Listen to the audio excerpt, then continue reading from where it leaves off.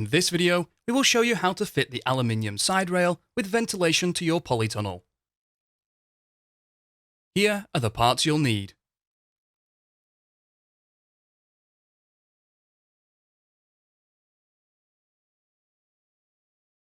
The aluminium side rail is made up of lengths of aluminium rail, which are 61 cm, 1.53 meters, 1.83 meters, and 3.66 meters.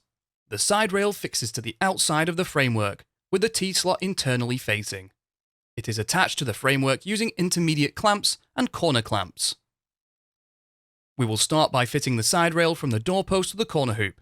You will need two pieces of side rail, one piece 61 cm long and one piece 1.53 meters long. Join the two pieces together.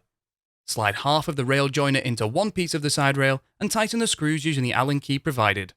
Then slide the second piece of the side rail onto the rail joiner and tighten the screws.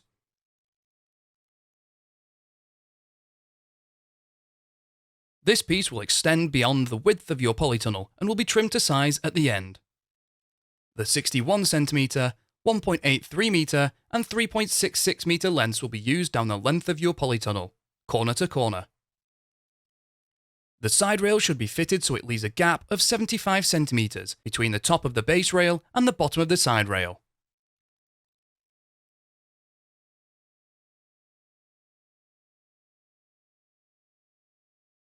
Make a mark on the top and the bottom of the side rail.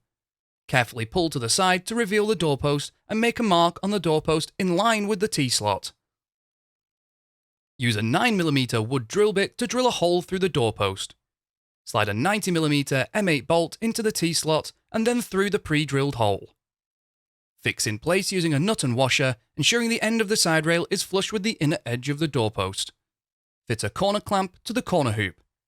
To assemble, place the U-bolt around the corner hoop with the threads pointing to the inside of the polytunnel.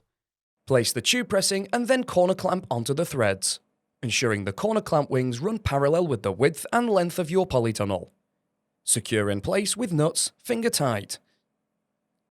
Slide a 16mm M8 bolt into the T-slot of the rail and through the corner clamp. Secure the side rail to the corner clamp using a nut. Move the corner clamp up or down so that the bottom of the side rail is 75 cm above the base rail and firmly tighten the corner clamp nuts. We will now fit the aluminium side rail down the length of your polytunnel.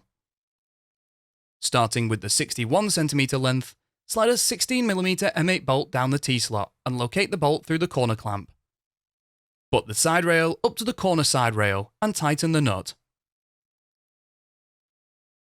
You will now start to use the 3.66 meter lengths of side rail. Depending on your length of polytunnel, you may have been supplied with a 1.83 meter length, which will be used last. Join this length to the previously fitted length using a rail joiner. Slide half of the rail joiner into one piece of the side rail and tighten the screws using the Allen key bit provided. Then slide the second piece of the side rail onto the rail joiner and tighten the screws. To secure the side rail to the intermediate hoop, slide two hexagon bolts from the intermediate clamp down the T-slot of the side rail. Position them at either side of the hoop. Place a curved pressing over the bolts, measure 75 cm up from the side rail and tighten.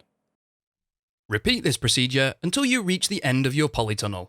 The final piece will exceed the length of your polytunnel and we will trim this off at the end.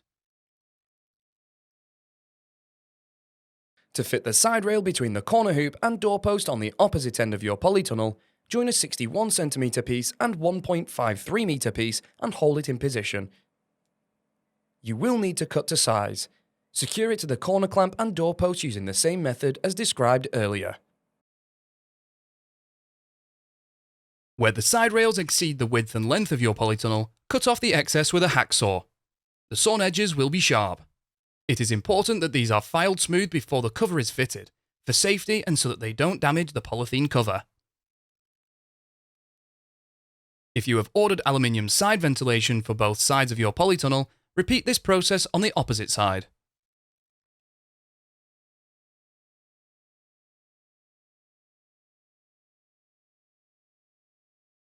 The next part of this process is to install the ventilation netting. However, It is best to fit the ventilation netting after the polytunnel cover has been fitted. This is because during the process of fitting the cover, the rails are raised. The cover is attached, and then the rails are lowered to add extra tension. Fitting the ventilation before this cover has been fitted will hinder the process and will result in the ventilation netting being baggy. Please watch the video, Fitting Polytunnel Cover to Aluminium Rail, and then return to this section to perform the final bit of your ventilation netting. To fit the ventilation netting, start by rolling it out down the length of your polytunnel and ensure there's enough overhang at either end. The green netting is secured to the side rail using the U and T profiles, which will need cutting to size. Measure and cut a piece of U profile to fit between the doorpost and corner clamp. Position the netting over the channel and secure in place by pushing the U profile onto the channel. Measure and cut a piece of the T profile to fit between the doorpost and corner hoop, and then hammer this into place using a rubber mallet. Now work down the length, adding sections of the U profile to secure the ventilation netting to the side rail.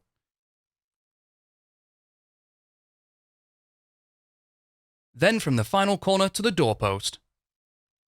Hammer the T profile into place, ensuring it covers any joins in the U profile. Repeat this procedure to secure the ventilation net to the base rail. It is best to start in the centre and work outwards to both ends. Pull the net down while doing so to tension.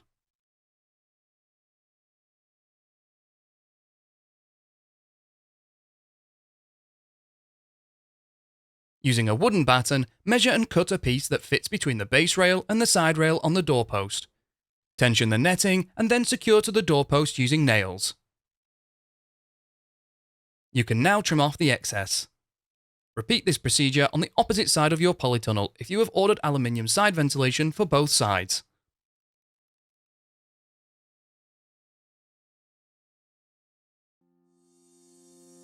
You can find more videos to help you build your polytunnel at construct.firsttunnels.co.uk. We also have a construction helpline if you require any further assistance.